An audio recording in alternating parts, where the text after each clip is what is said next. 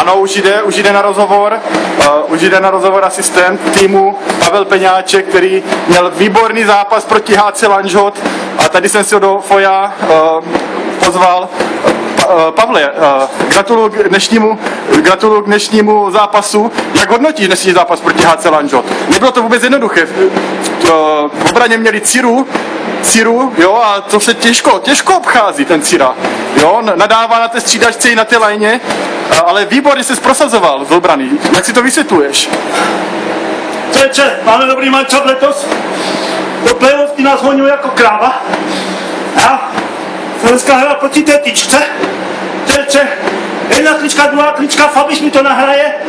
Nedal jsem. Ano, na střídačku. Říká, to nedal. No. Zmanila, no. Ale výborně se prosazovali tak, trápil z brankaře, v obraném pásmu skroužil a výborně si rozuměl s Limpínkem a s Fabišem taky, ale. Výborná hoňka. A to, že jsme stali kmeti, honili se od rána do večera, ale krásný výsledek. Vprvu jsme prohrávali, pak jsme to otáčeli a nádherný výsledek. Máte to na světelné tabuli. Pavle, gratuluju k bronzový medaili za HC Fofonedek. Jako platíš tam za Špilmachra a za takového veterána týmu, jo? I bodově se prosazuješ, či si vysvětluješ letošní fantastickou formu. To je taková kapitola sama o sobě.